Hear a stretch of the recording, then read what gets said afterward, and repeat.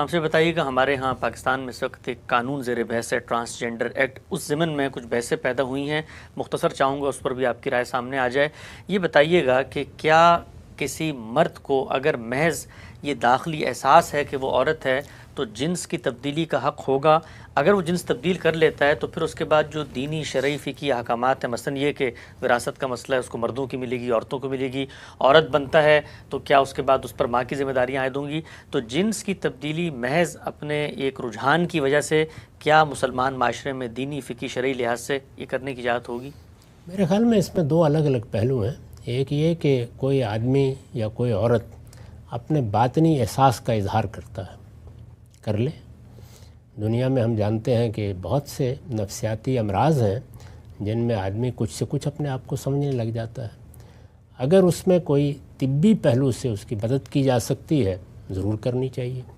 وہ بھی اگر اطباء کی طرف اور خاص طور پر نفسیاتی علاج کرنے والوں کی طرف رجوع کرتا ہے وہ بھی کریں۔ اس احساس کے نتیجے میں کچھ جسمانی تبدیلیاں متعین ہو جاتی ہیں،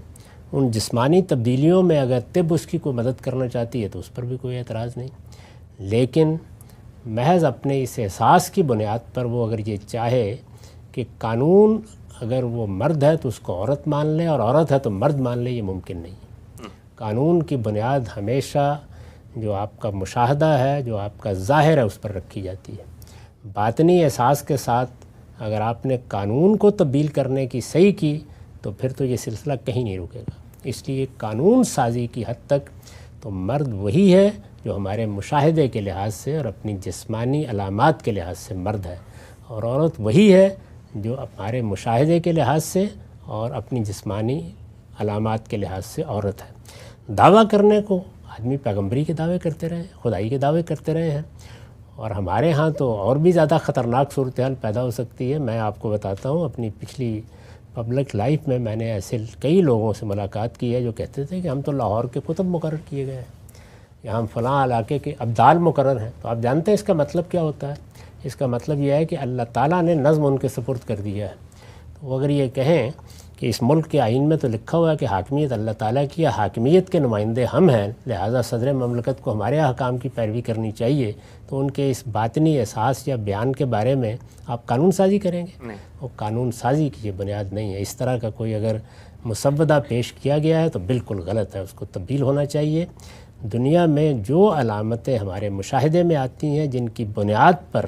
یہ الگ الگ صنفیں قائم کی گئی ہیں، انہی کا اعتبار کیا جائے گا۔ اس سے ہٹ کر اگر کسی آدمی کے کوئی باطنی احساسات ہیں یا اس طرح کی چیز ہے یا عورت کے ہیں تو وہ طب کا مسئلہ ہے، اس کی طرف رجوع کرنا چاہیے۔ اور اگر اس سے ماورا کوئی شخص اپنے احساسات میں جینا چاہتا ہے تو اپنی شخصی زندگی میں جیتا رہے، لیکن جب وہ باہر آ کے اس طرح کا کوئی مطالبہ قانون سے یا معاشرے سے کرے گا